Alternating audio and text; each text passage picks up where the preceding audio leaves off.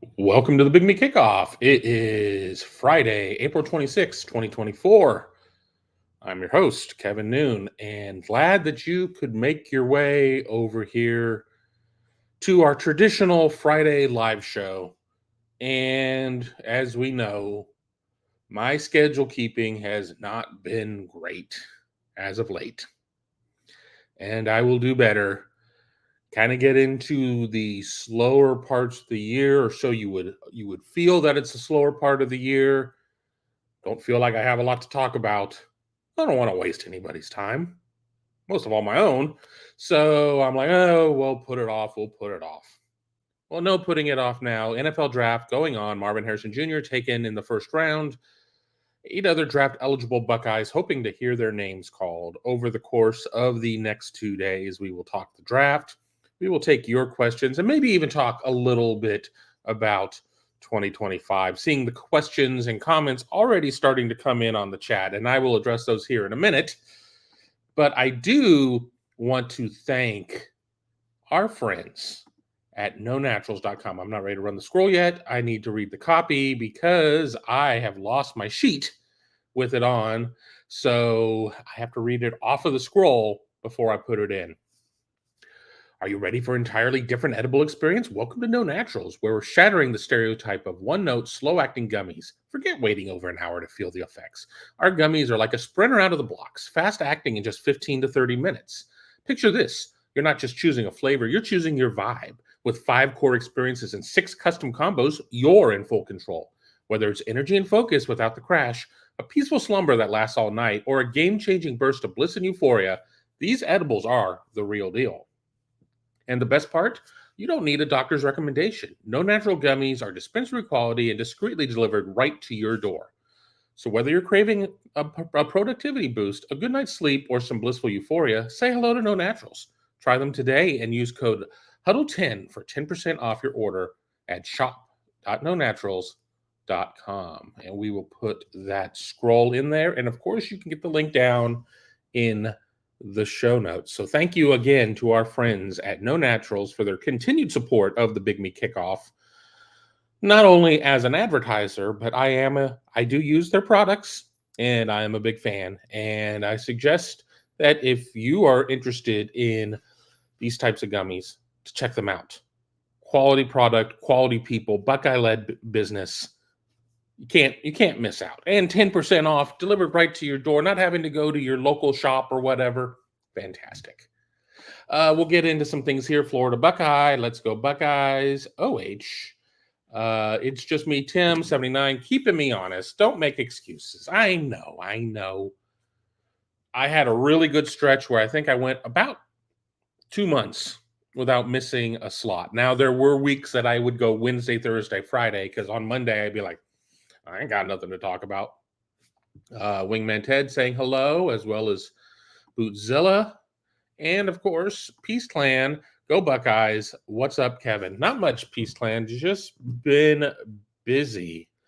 For those of you who are recruiting fans, exciting time coming up here on BuckeyeHuddle.com shortly. Won't give you the exact details. We never have, but Southern Swing. I don't know what year this is. I used to do a great job and build like a graphics package and everything else, and found out that I was the only one who was excited about the graphics package, which is generally how it works. You get a creative who gets excited about their own creative work, and everybody else like, I just want to see the interviews. But for those of you who are not familiar with Southern Swing, Mark Givler and myself will head south to go check out many of Ohio State's top targets on the recruiting trail, maybe even some signees who have not enrolled yet.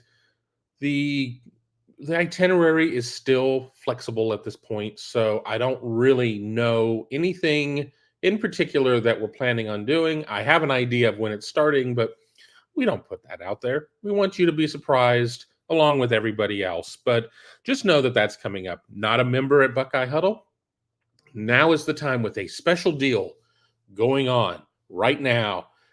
You can get 40% off the cost of an annual subscription at Buckeye Huddle. Whether or not you are have never been a member, are a past member, even a current member, you can either upgrade from monthly to annual, or you can take advantage and buy your next year, all for $69.99 at BuckeyeHuddle.com. Check it out.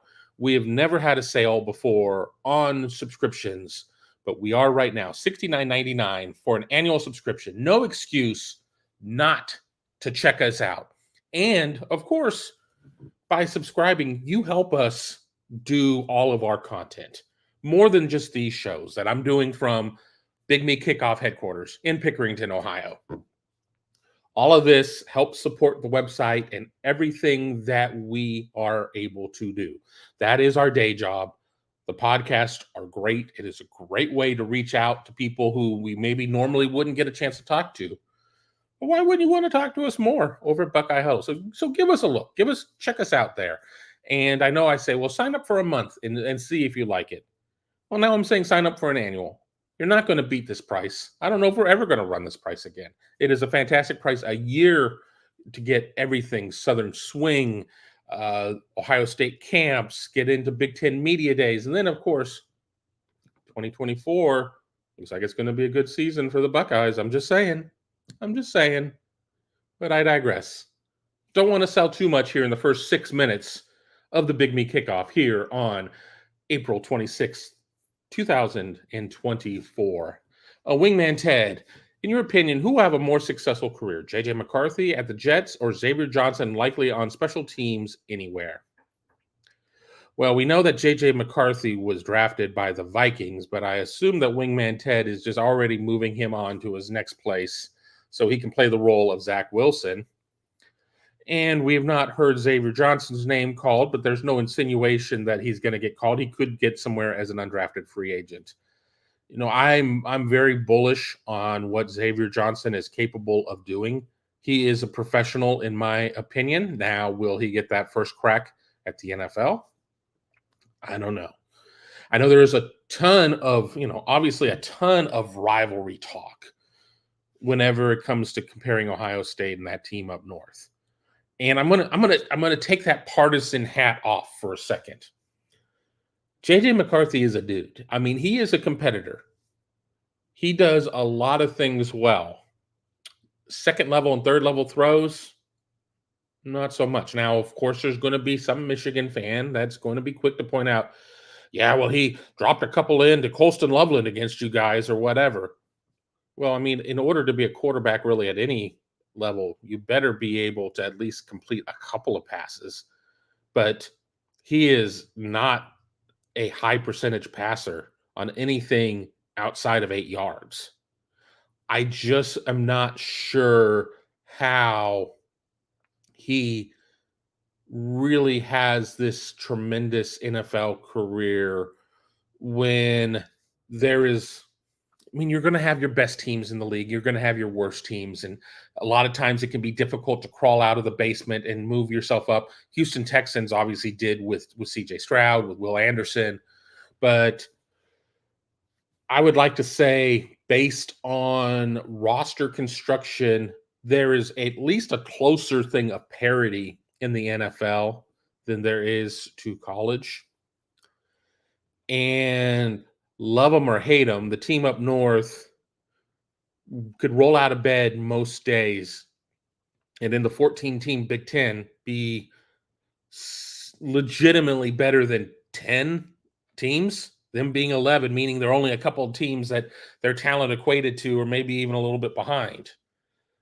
There's not going to be a lot of cases where the Vikings or the Jets, to Wingman Ted's point, are going to be able to wake up on Sunday morning or Monday morning or whatever day they play. I don't care what day they play.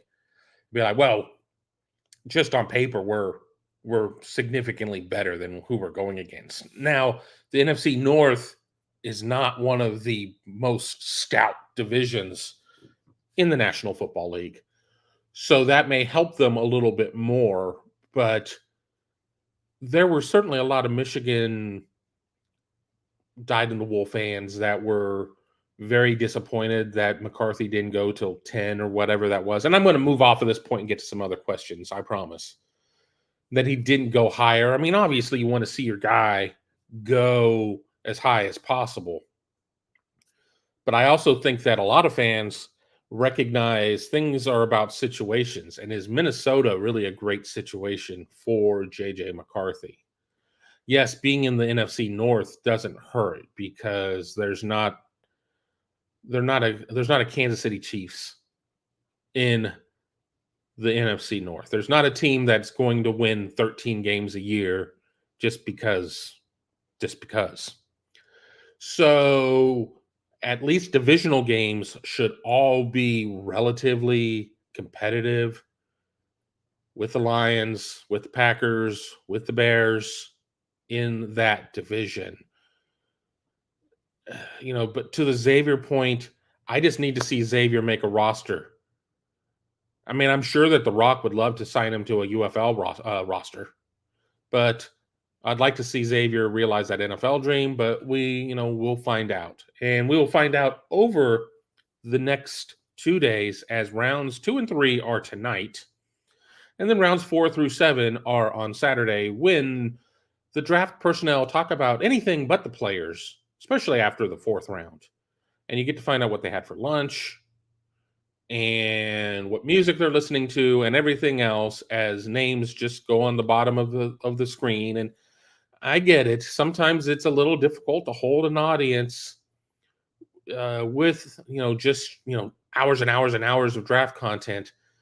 But for the hardcore fan, I think that they would rather have that than all the butt grabbery that goes on during the last couple hours of the draft under normal circumstances. But I will be watching because it's my job. So I'm going to be watching so I don't get fined.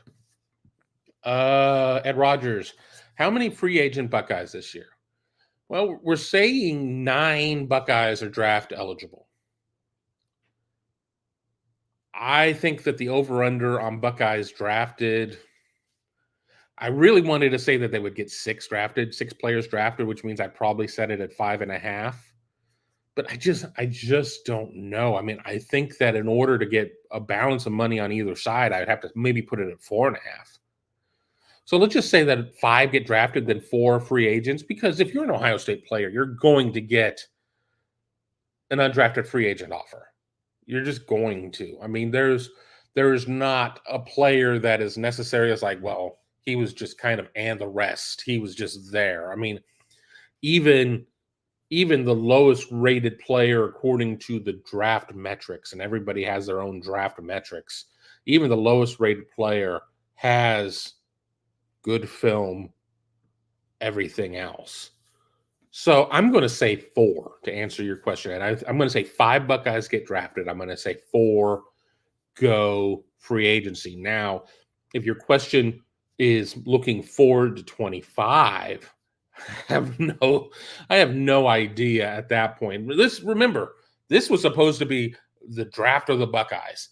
Ohio State was going to win it all last year, and there's going to be this mass exodus until Ohio State didn't win it all, and everybody came back.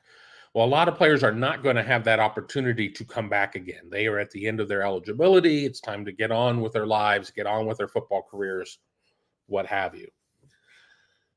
I just know this when it comes to the 25 draft, and I'm prepared to talk about the 25 draft in certain regards because I did tease it as part of the conversation, because you never know how many people are going to come on here. I could be here talking to myself. It could be me and Wingman Ted talking to each other. It could be me and Yakov talking to each other. You don't know what's going to be there. I need to just really say, this is my programming schedule. I'm going to do live shows on Fridays at 2 p.m. And when I don't, that's going to be a big deal because I'm traveling or whatever. But the point is that I'm prepared to talk a little bit about 25. I think that you're going to have 3, 4, 5 Buckeyes, maybe as first rounders. It's going to be wild. It's going to be wild. Peace Clan, you guys do a great job on the Southern Swing, but it seems like it would be brutal, not because of the company, just a lot of kids and miles and barbecue consumed. Tell a little bit of history of the Southern Swing and how it came into being, and just, I'm not going to tell stories from the road. I've done that show before, and it's on my personal channel, which I don't do anything with anymore. So maybe I should tell those stories again, but maybe I'll tell them while I'm on the road with Mark, just to get a different view of some of the stories. But Southern Swing came into existence because it is so difficult to get news on certain players. And the best chance of getting a lot of these players are at camps or things that they have to, well, they don't have to. I'm not going to that camp, but going to these camp events that they are at. As you know, or you may know, I was part of a network for many, many years. All said and done, more than 15 years. And they would have their analysts who would go out to these events and talk to these kids. And one of two things would happen because the events are earlier in the year and the recruiting calendar was not as accelerated then. So at this point of the year, players were still with top 15s, top 20s. I mean, just a ton. It is a big ask to have a recruiting analyst be able to ask a question about all 20 teams that the kid is in. Nobody's going to want to read that. Doing video interviews was very much a thing, but it was not the wave of the future. It's not where everybody lived at. So there would be times that we would get one line on Ohio State. There'd be times we get no lines because they would sit there and say, well, we're going to talk about 5 of these schools, and none of them would be Ohio State. Well, Mark and myself kind of got sick and tired of that. It wasn't the fault of the networks. It wasn't the fault of the guys that we were working with. They could only do what they could only do. I mean, we could sit there and be like, ask everybody about Ohio State. If Ohio State's on their list, ask them about it. They got their own people to answer to. They've got their own stuff. So that wasn't going to work. So if we're going to do this, we're going to do this ourselves. And let me rewind even a little further back. Prior to socials, kids needed the recruiting writers to kind of get their story out there. There was not really a way, I mean, I guess maybe on your MySpace with your favorite song and Tom as your number one friend, that you could get out there and get some news out there.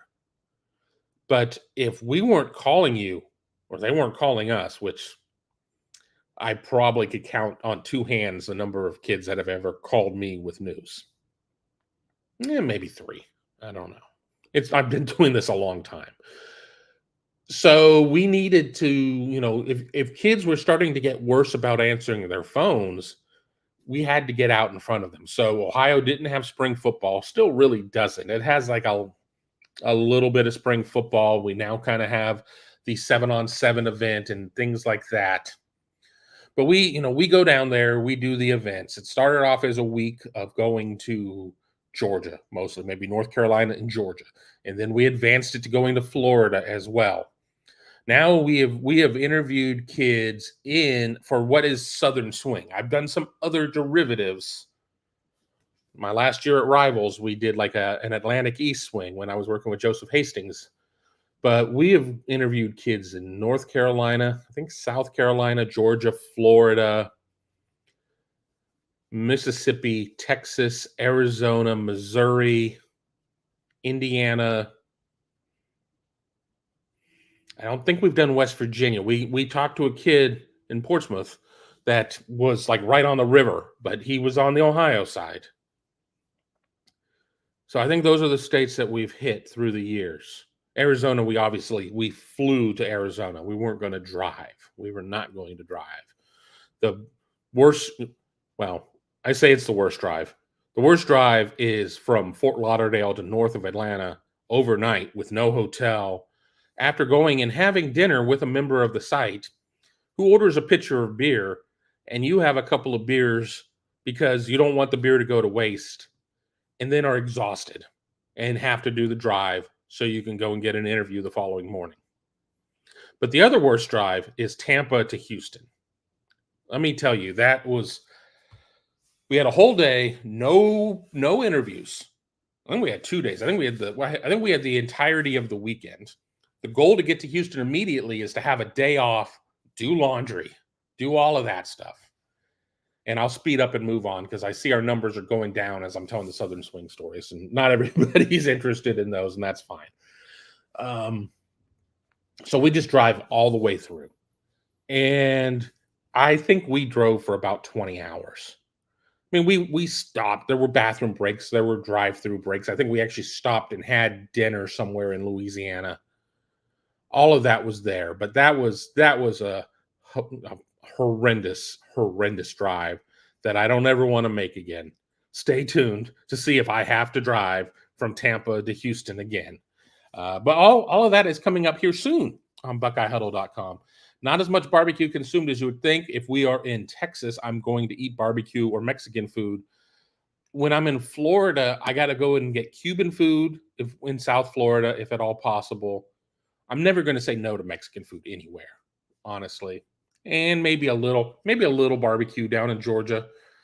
The thing is that I do my own barbecue, so I'm kind of a snob about it. So I don't order it as much as you would think. But if I'm in Texas, I am. But here we go. I think I've talked enough about that. But maybe leading into Southern Swing, I will get Mark on the show, and we will do a Stories of the Road episode where we tell some stories going in and get people ready for the event. That's my deal. So we'll see. So keep an eye out for that because it's coming. Wingman Ted, lots of meat sweats on the Southern Swing.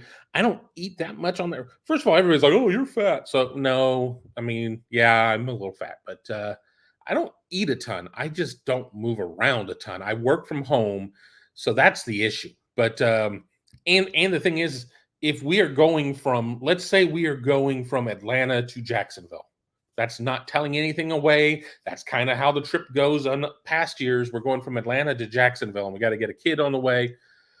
There's no time for a big meal during the day. The only big meals occur when we get to where we're going. And that means like where our hotel is for that night. It's a lot of fast food. It's a lot of car snacks. Mark does a good job of getting boxes of granola bars, some things like that, just so we can have a little instant energy to keep us going, because it is a lot of, to Peace Clan's comment, it's a lot of miles. It's a lot of time in the car. It's a lot of 80s music, me listening to 80s music. I found a couple channels I think that Mark prefers to me and my 80s music, but yeah, so not a lot of meat sweats. The worst part is you've been busting your butt all day. You drive 5 hours to get to where you need to. You get to your hotel at midnight. You have to be at a school before school to get a kid at 7:15 in the morning. And you're at the hotel at 12:30 wired because you've been driving and you're caffeinated. And it's just like, all right, I've got to sleep for like 5 or 6 hours, but I can't take anything to go to sleep because if I do, I'm not going to want to wake up. So those are the challenges of Southern Swing. Now you know a little bit more insight there. Sean Schrock, it's going to be a historic year. Yakov, why did I choose Pickerington? I'll go into a quick story of this, very quick. When I left Nashville, they gave me 2 trips up to Columbus to look for somewhere to live. I'd been gone for 7 years, about. I looked in Dublin, and I just didn't like the pricing of anything because I was looking to get a house right before the bubble burst in 2006. I mean, the bubble, I think, really kind of burst in 2007, but like right before all that. So home values were at their highest at that time period and everything else. I looked up in Lewis Center, found a couple things I liked. I told my realtor, I'm like, I just don't want to live too far. I don't want to live outside of 270. I don't want to like live in Pickerington or anything like that, because I'd been to a wedding in Pickerington in 93, I think. 93, 94. Wasn't much out in Pickerington. Definitely outside of 270. Nothing I wanted to deal with. First trip comes and goes. I don't see anything that I like. Second trip happens. Look at places in Dublin, as I said. Look at places in Lewis Center. Look at some other things, and I'm finding like, okay, I mean, they're like, you should really check out Pickerington. You should really check out Pickerington. I'm like, well, I've got to buy a house today. I mean, it's kind of where I was at, because if I didn't do that, because I had a reload package, if I didn't, I was essentially going to have to put all my stuff in storage, sign a short-term lease on an apartment, and do all this again. And I see a super chats come in, and I will get to that here in a second. Let me mark where I'm at. So I see a place. This community I live in. They show me 3 houses. There's one that's kind of smallish. That's the least expensive. Obviously, there's a house that's in the middle, and then there's a house that's a little bit above it. I end up taking the house in the middle. I'm just like, fine, whatever. Not the way to buy a house.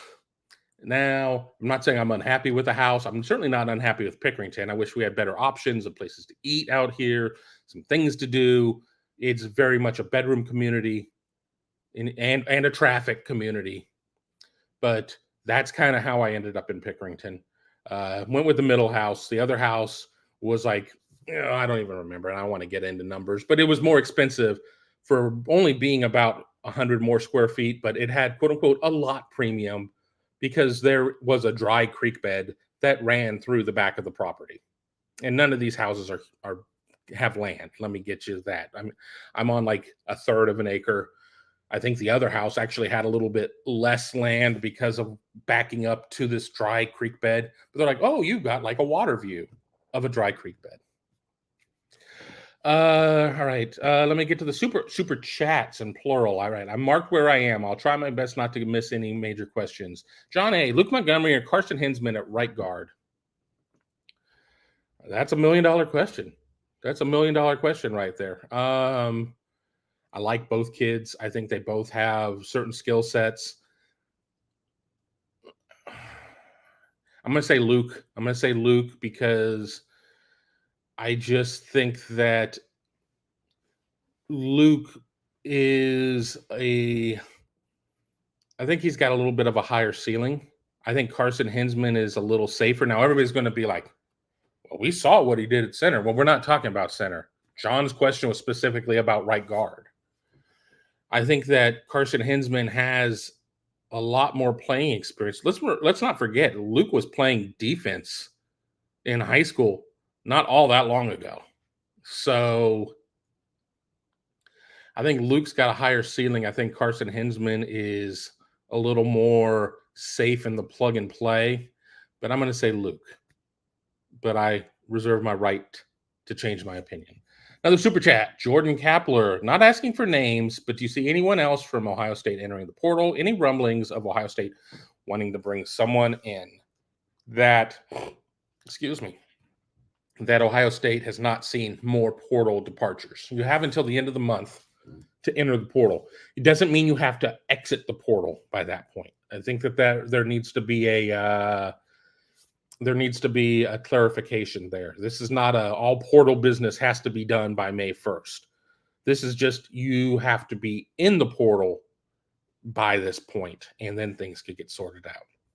Ohio State certainly was kicking the tires of wide receiver Kyle Ford, formerly of USC, who ended up picking a return to USC. Now, I did not talk to anybody close to Ohio State about how serious things were in the pursuit of Kyle Ford. Obviously, wide receiver probably does not ring as loud of a bell as other positions when it comes for fans and what they want to see coming out of the portal, be it a lineman, 2 linemen, whatever. Ohio State has to make room if it wants to bring somebody in. So all of this has to kind of get sorted out in the next couple of days. So I think we're going to have some answers there. Now, that doesn't mean that Ohio State couldn't pull somebody out, get to 86 or 87, and then have a candidate or two medically retire or do something to where they come off of accounting scholarship. And just to clarify, a medical retirement means you can still keep your scholarship. You do not count against 85.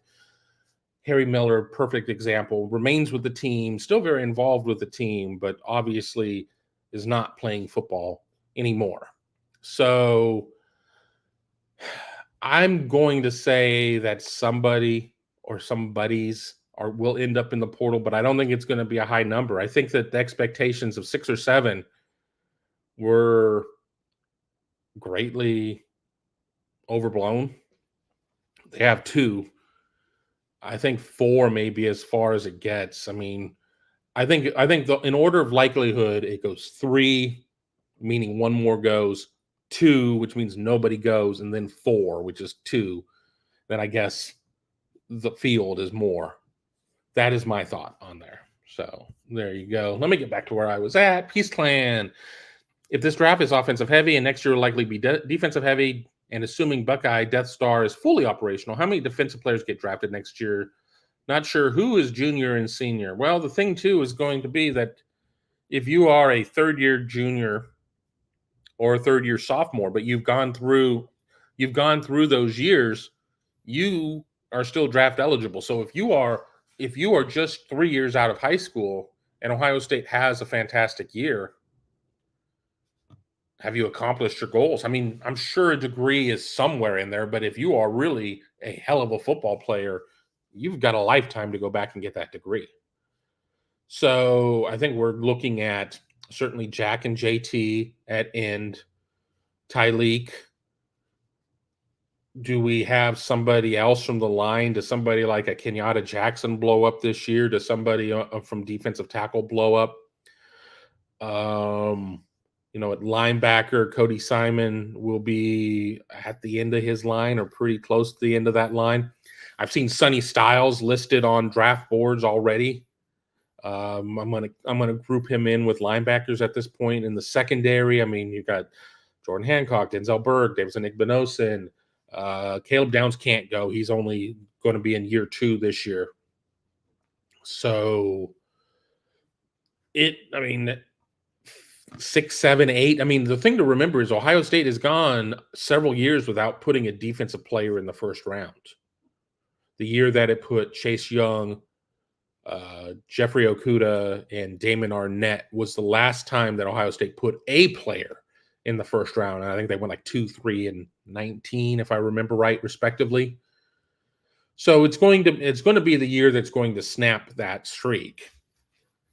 But I guess we'll see, because what happens if they win the championship and like Tywone Malone has a big year? I mean, in a defensive tackle, it doesn't mean you have to have like 13 sacks and whatever, but he has a big year and is hearing that, he'll be a third-round pick, a solid third-round pick. Does he leave? Does CJ Hicks have a big year?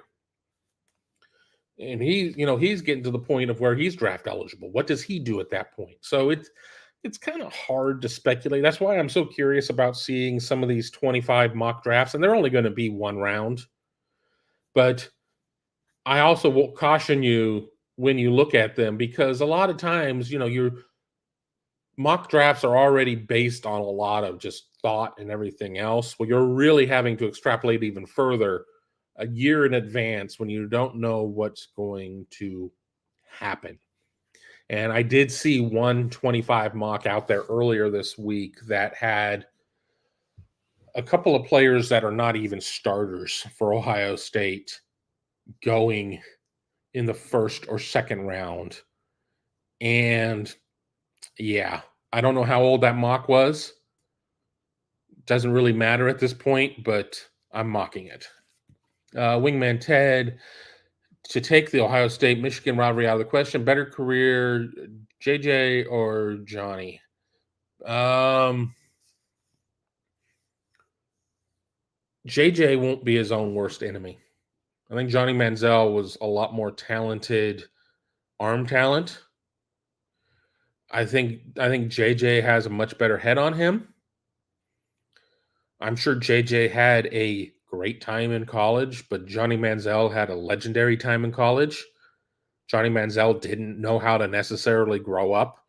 I tend to think JJ McCarthy figures out how to grow up.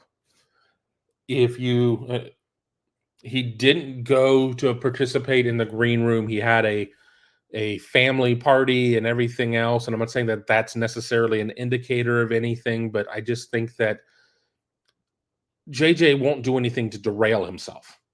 Now, if I sit there and say that JJ doesn't have the arm talent of a Johnny Manziel, does that mean that JJ can, have quote unquote a better career? I think he has his limitations.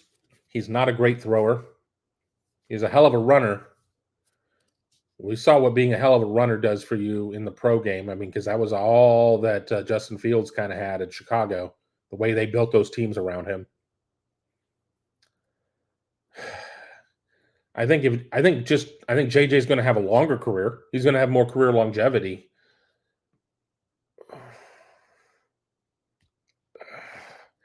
I don't like this one, Ted. I don't know. I don't know how to answer it. With my, the putting the partisan hat back on. Oh, Johnny Manziel by far. But I just and I didn't watch Johnny Manziel as closely as other people did. I'm not a Bengals fan. I'm not a Browns fan. I'm a Cowboys fan. Sorry. So it wasn't something I necessarily watched all that closely. I'm going to still say JJ, but I'm not convinced JJ gets a club option 5th year picked up. I just don't see it. I don't see it. But I think that JJ makes it 4 years. I think he makes it 4 years, and you kind of see what happens at that point. Hell, we got people carrying clipboards in the league that I didn't know were in the league anymore. So you just don't know what you don't know. Peace Clan, wheels coming off for the I'll just say Michigan. I don't always want to get into the acronyms.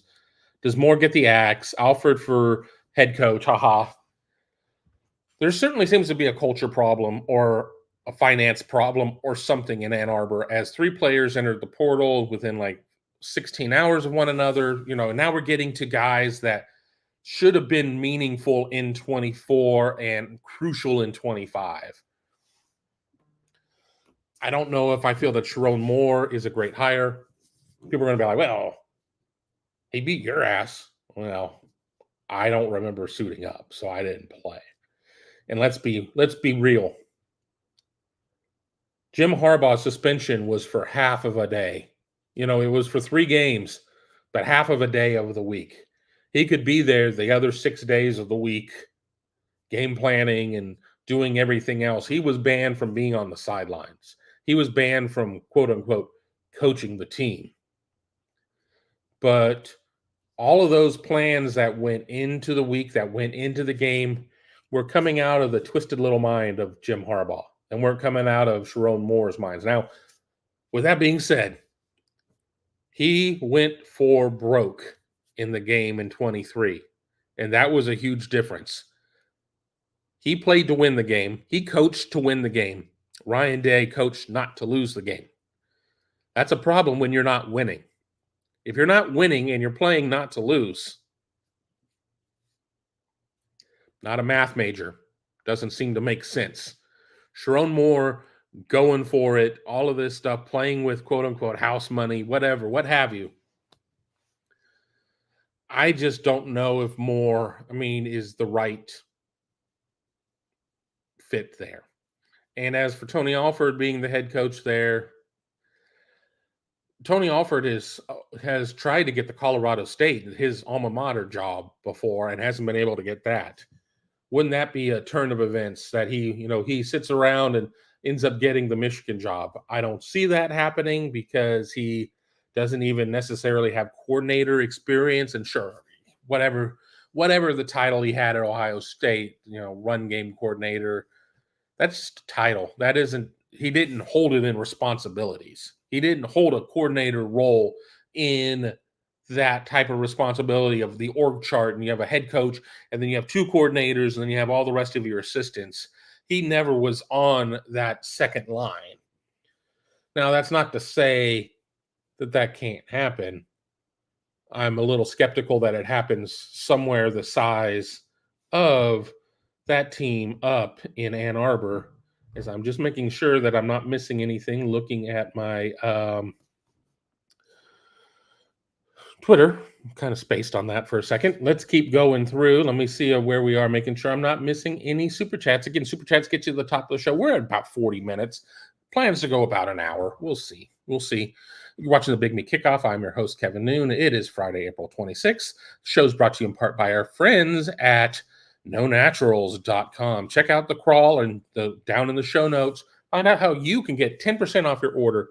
Dispensary quality gummies sent discreetly right to your door. Don't have to go in there and deal with some damn teenager that is going to look at you like you have a horn growing out of your forehead. You can just order from the privacy and the comfort of your own couch. Wingman Ted here. Well, I did that one already. Nope, I just jump here. Yakov, if I were to ever move out of Ohio, where would I like to go? Tahiti? Aruba? I guess this is probably more of a staying in the lower 48 type of question, and not, oh, if you won just an obscene amount of money and never needed to be seen again or work, where would you go?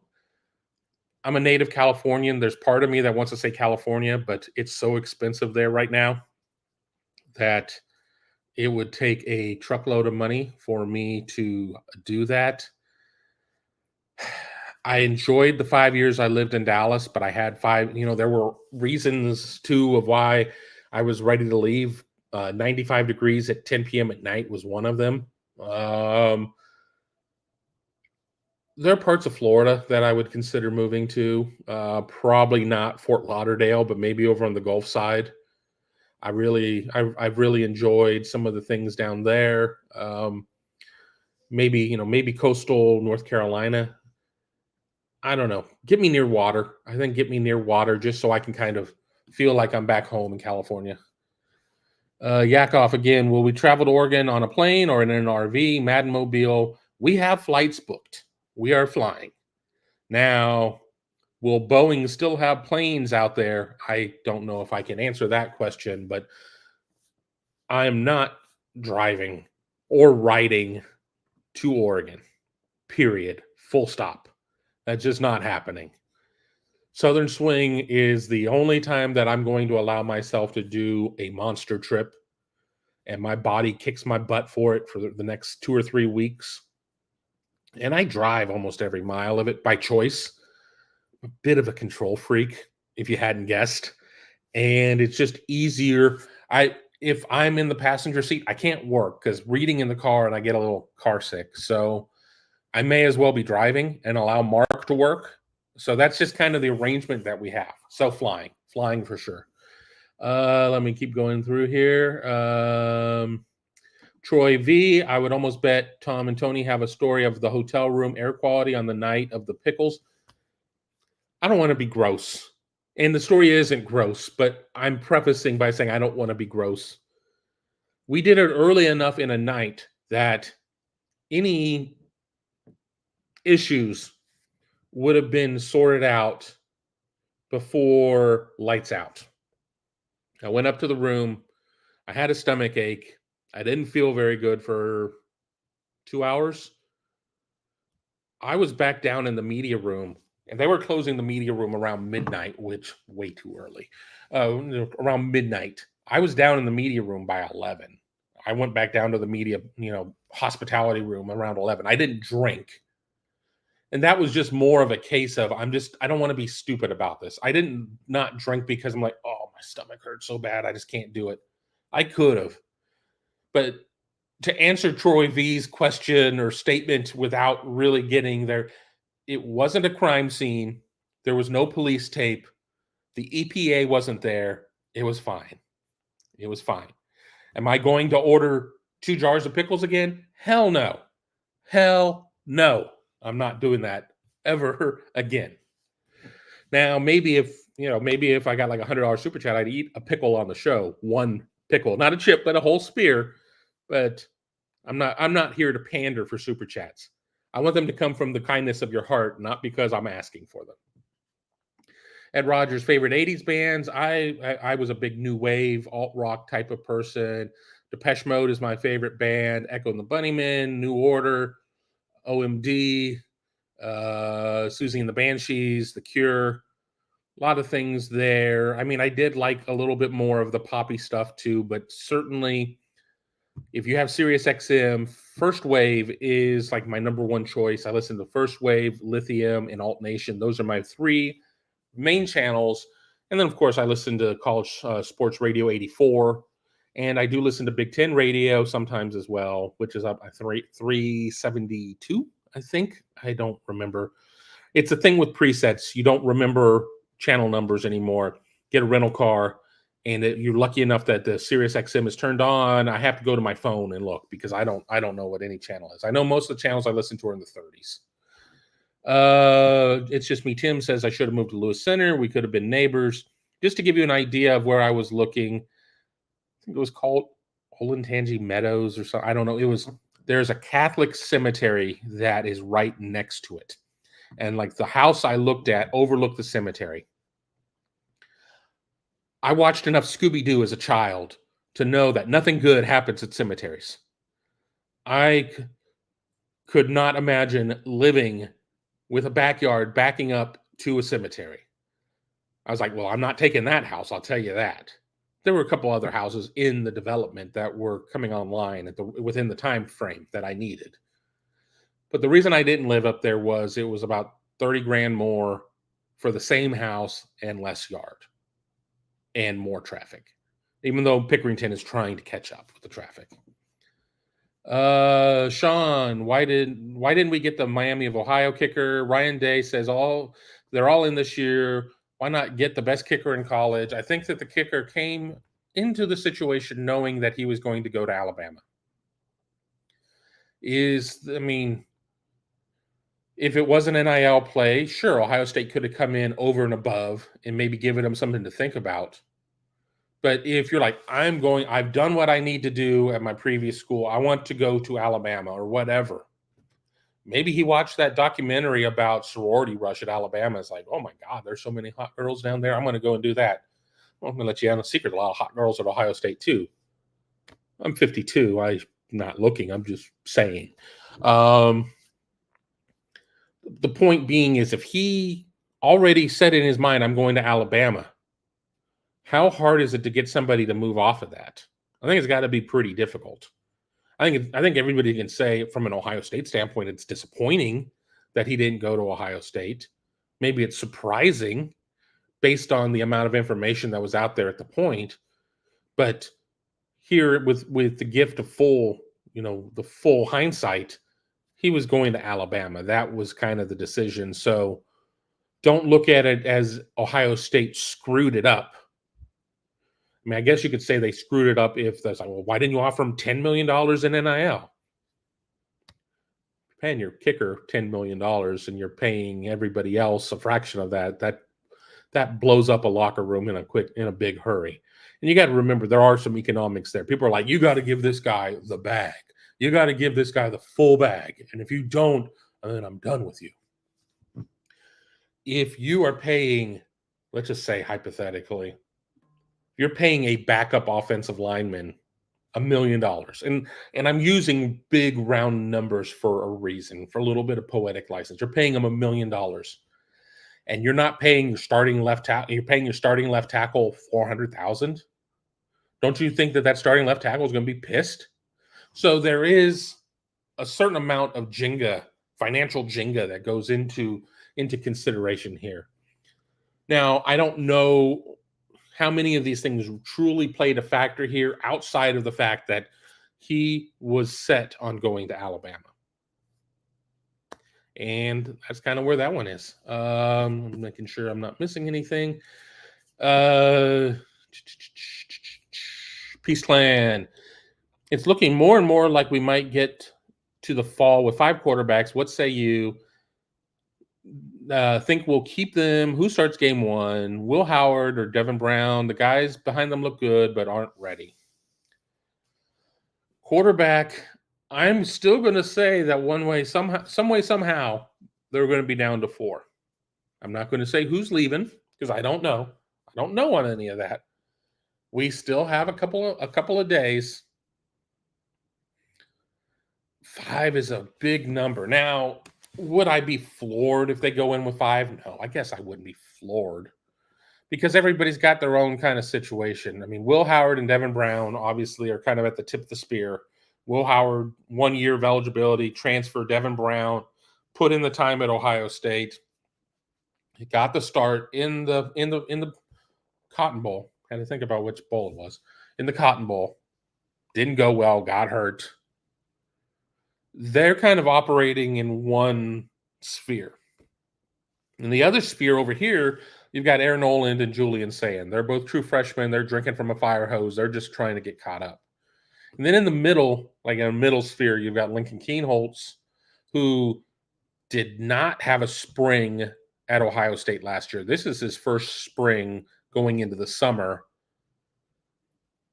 And he doesn't know what he doesn't know, but at least he has a year of experience, and he got kind of thrust into an untenable situation at that Cotton Bowl. So I don't know. I don't know who starts game one. I'm going to say Will Howard. Why? I just think that unless Devin Brown comes out and is 10% better or more, you go into the portal to get Will Howard. You want a quarterback who's really going to be a runner. And it's funny because last year, 10 months ago, we're talking about Devin Brown being the ground option for Ohio State. And now suddenly he's the baby gazelle who can't put two steps together because he's not the runner that Will Howard is. Well, Devin Brown hasn't suddenly become a worse runner. Running the ball, being a running quarterback is more of Will Howard's game. And I think that is part of the reason, too, of why Devin Brown has to be significantly better than Will Howard to wrestle the position away, because what Will Howard is capable of doing opens up a lot of things for Ohio State. It is not 11 on 10 anymore because you know that the quarterback isn't going to run the ball, that you have to account for them. If you sit there and you have some read options, you just can't keep, crashing down. You have to take certain measures to account for that. I just don't know if Devin Brown is that type of runner in the grand scheme of things. I think he certainly can run. I think he certainly has the ability to run, but I think Will Howard is further ahead. Wingman Ted on Harry Miller. I saw him as of last year. I don't know. He's probably going to get like 7 PhDs. He legitimately is one of the smartest people that I know. Talking to him, especially when he was still a player, and he would start talking about the great philosophers of the world. And I think very highly of myself when it comes to knowledge. Am I the smartest person in the world? Hell no. But I'm not a dummy. Harry Miller made me feel like a dummy. So I don't know what is exactly in Harry Miller's future, but buying stock in him. Brad K says, "Hey Kevin, go Bucks. Go Bucks to you, Brad K. Glad you could join us. I'm going to start speeding up a little bit. So if I skip a question or comment, that is fantastic. My apologies, but I'm never going to get caught up at this rate. Question for you. I have given this a lot of thought. I think most people have it wrong regarding the draft and the national championship. Part 2. Do teams win championships because they have NFL talent, or do players get drafted because they were on a championship team? I think the latter. Most people say the former. All right. So on one side, you say, do teams win championships because they have NFL talent, or do players get drafted because they were on a championship team? You think the latter. Now, I think that there is a level of familiarity with players who are on championship teams just due to the amount of exposure, the amount of talk. If, come for Marvin Harrison Jr. and see everybody else. And I know Marvin's gone now, but, come for Jeremiah Smith, who is not draft eligible as a true freshman, but check out everybody else, is on one side of it. But then teams win championships because they have NFL talent. So why can't it be both? Why can't it be both? Why does it have to be one or the other? I think, that's my thought on it, because teams are going to win the championships because you have to have the Jimmies and Joes. I think that maybe you get maybe a couple more players drafted because of the familiarity with the team. Maybe it's kind of the Cleveland-Glenville situation of where Dante Whitner was not allowed to commit early, so teams would still keep coming in and checking out the rest of the Tar-Blooded roster. And that necessarily didn't mean that somebody who wasn't going to go to school suddenly is going to Alabama. but it also meant that a lot of players were going to D2 and everything else to come in and check out the main guy. I'm going to just say both. I know it's kind of a cop out, and I apologize, but maybe I'm just not processing well today, or maybe I'm just really sure of where I'm at. I think that both are very real. And I don't know if I'm necessarily going to say that it's 60 of one and 40 of another, or vice versa. I think both are very valid. Let me just keep scrolling. Brad K, any info on possible basketball transfers? Apologies if it's already been covered. We skimmed it. We skimmed it early. No, it was very disappointing when Trey Townsend decided to commit to Arizona on Ohio State's behalf. That would have been a great fit. Sean Stewart, former Duke Blue Devil, was on campus this week checking things out. I think Ohio State has a very good shot there. That would be a second Blue Devil joining Aaron Bradshaw. I think I read that 11 players from this last year's Duke team are no longer on the team, either by way of the portal or graduation. 11, with 7 of them being in the portal. Beyond that, you got the kid out of Central Arkansas. I think that one is kind of fading a little bit. There are a couple of other names out there as well. The reality is, just in the last 24 hours, a couple of big names have gone into the portal. And Ohio State ran into that last year. And I'm not saying Ohio State's class would have looked different if it would have been slower. But Ohio State filled up with its transfers. And a lot of names then went in the portal beyond that. Would Ohio State have gone in a different direction? Would they have, not taken Dale Bonner to take somebody else or whatever? I don't know. You don't know. None of us know. We won't. It's impossible to know at this point. But they need 2 positions. They're at 11 of 13 available scholarships. Probably need 2 wings. One of them being a volume scorer. I mean, who the hell doesn't need that? But I think they need to get somebody with a bit of an outside threat, and by a bit, I mean a lot, to kind of improve spacing out there. And then maybe more of a banger type of 4. Because remember, you lose Felix Okpara, you lose Zed Key, you bring in Aaron Bradshaw, who has not been able to put together a full career in college yet, a full season. Granted, he's only had 1 shot at it. But even with that, in the ultra physical Big Ten, does Aaron Bradshaw enter his first game with 3 fouls? I'm going to say yes. Peaceland says, don't come back to Cali. I lived in Cali for 22 years now. Grew up in Ohio. It's not great. Lots of issues and traffic. Forget it. I moved away from Cali 37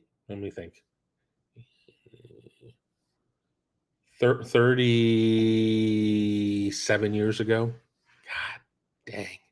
36, 37 years ago. So I get out there for the Rose Bowl. I get out there very, very seldom. All of my family's moved away. I think I have a cousin that lives in Northern California, somewhere around Davis. Not very close with that side of the family, and I don't think that's ever going to change. It's not because I don't like them or anything. It just we're never close with them. So I've always said if I go back to Cali, I want to have enough money to be able to do it right, and I want to live in Dana Point. None of that's in the cards right now.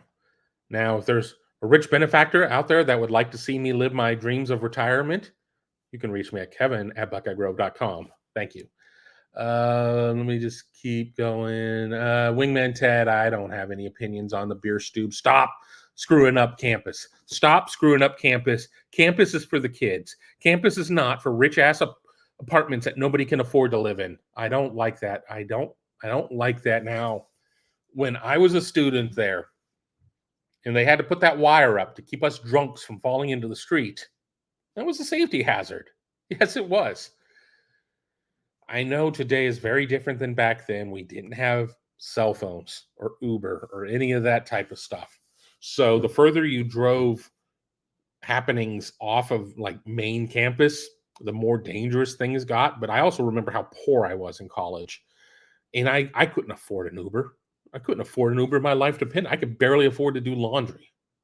So you got to have some sort of place for the kids, for the students, because house parties are dangerous. And I don't want to get out there and sound like dad here or whatever, but house parties are dangerous. It's a lot easier, in my opinion, to get into a bad situation, a spiked drink, whatever. Bars were, bars had their own danger, but I don't like what's going on. I think Campus Partners needs to be brought in front of a firing squad. I don't like what campus looks like now. It looks like a vision of what a bunch of 40 and 50-year-olds think campus should look like versus what a bunch of 19, 20, 21-year-olds want their campus to look like. But I digress. Let me just keep going here. Jordan Kapler, back to my graveyard comment. At least I would have quiet neighbors. That would be fantastic because I have neighbors within my vicinity. I'm just going to say that. I don't think anybody that is a neighbor to me watches the show. I don't need to make any enemies, but they have motorcycles. I'm not anti-motorcycle. I am anti-motorcycle revving up for the hell of it at 1:30 in the morning. I am a big opponent of that kind of stuff. And if you're watching, you know who I'm talking about. But if they're watching, I don't like that. But I'd rather have that happen than have a Scooby-Doo episode happen down the street from me. Chad Stryker, yes, Friday afternoon, Big Me Live, fantastic. Yes, thank you for joining us. We're a little over an hour here on the Big Me Kickoff. It's Friday, April 26, 2024. We're going to start wrapping up here in a minute. So sorry, Chad, but I said that I had about an hour in me, and we've hit that, but I'm almost caught up on questions. Again, Super Chats will keep me here longer, though. David Greenshield, go Kevin. And then follows up, thoughts on Mike Hall as a pro. Thought he underachieved this year. Just expected a little more production. What happens with some of these guys when this becomes their job? They don't have to play school. They don't have to deal with any of that type of stuff. Does it work out better? Ohio State has cutting edge nutrition. They've got a nutritionist. They got the meals that they have and everything else. They've got all the different groups. Do you need to gain weight, lose weight, maintain weight, everything else? But it's something different about being a pro. And for some people, we're going to treat you as an adult and we're going to take some of the guardrails away, but put other guardrails in. Some people flourish and some people flounder. I think Mike Hall will flourish with it. I do. He's not a 3-down type of lineman. He's not going to play all 3 downs for you. But I think we're going to see something that looks a little bit more like the good Michael Hall. Now, when he was on, he was on. And I don't think we're going to see that. I mean, how many Aaron Donalds are there out there? I mean, none at the moment since he retired, but how many Aaron Donalds are there out there that can kind of string series after series together at the highest of level? I don't know about that, but I think it's going to be fine. I think we're going to see him go toward the end of the night. I think mid round 3 is about where that one fits. I don't know. Did I expect to see 6 quarterbacks go in the top 10 or whatever the hell it was, 12, wherever Knicks went as the 12. I think it was 12. No, did I expect to see 14 straight offensive linemen or offensive players go back to back to back to back?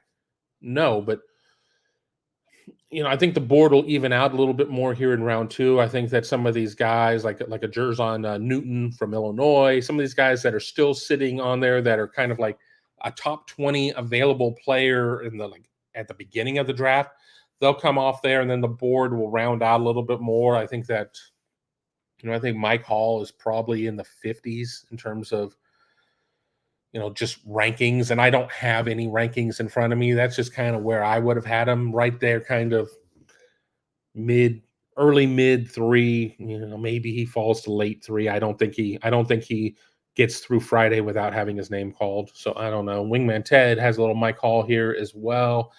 I feel like Mike Hall went into the draft because his injury clock is just telling him that he needs to get the most money per snap he has left. Being so undersized in his position means it's extra rough. Well, obviously would have made NIL money at Ohio State, but not NFL money. And if he goes third round, let's just say third round, he's gonna get a couple $1 million out of it, all said and done. So there are going to be cases that if Mike Hall would have come back, would he have significantly changed his draft stock? Would he have become less prone to injury? No. Would he have gotten bigger? No. So we may as well go and start earning. You may as well go and start earning. If you're a third this year and you're a third next year, and I get it. Everybody wants to win a national championship. Everybody wants all of that stuff. But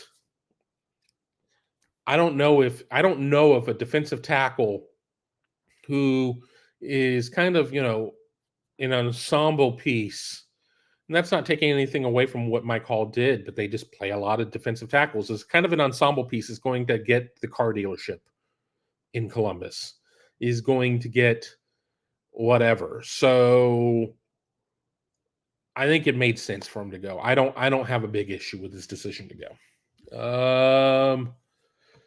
Peaceland, thank you so much for answering my question today. I appreciate it and always appreciate your hard work. Thanks. Of course, Peaceland. And this was a good day because, yes, I would like to have had 500 people in the chat, and we didn't. This was a very unannounced show. If I could fix something about myself, it would be announce these shows a lot earlier. You know you're going to do it. Draw an audience. And the show generally has about 10 times the audience in the fall that it does now at this point of the year. But I love answering everybody's questions. That's why I just kind of open it up, come in with no agenda, and we just talk. And it seems that people like it. So tell your friends, tell your Buckeye friends, and of course tell your Buckeye friends to sign up for BuckeyeHuddle.com. Special deal right now, $69.99 annual subscription. If you've never signed up, you get that price. If you're a past sign up and you let it lapse, you canceled, you can come back for that price. If you're a monthly member, you can get it for that price. You can go from monthly to annual, $69.99, a 40% savings on the annual price. Or even if you're a current member, you love us, you know you're going to be around for a long time, lock in that next year at this reduced price. You'd be crazy not to. You'd be crazy not to jump in on that. So check it out at BuckeyeHuddle.com. Sign up for $69.99 for a year of all the best Ohio State coverage. And finally, with David Greenshield, you aren't getting any younger, Kevin. I feel your pain. I know.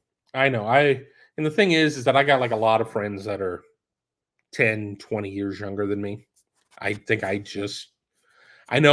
act like I'm 12 a lot of times. So I have a lot of younger friends, and they've all been giving me a lot of grief too. They're like, "You're not getting any younger." I'm like, no, duh. I know. But I think for 52, I look pretty good for a fat guy.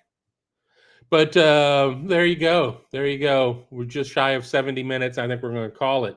I'm going to be watching the draft tonight and on Saturday, and we will come back on Monday and do kind of a draft recap. That will probably be a recorded show unless news warrants a live show. But be sure to give us a thumbs up.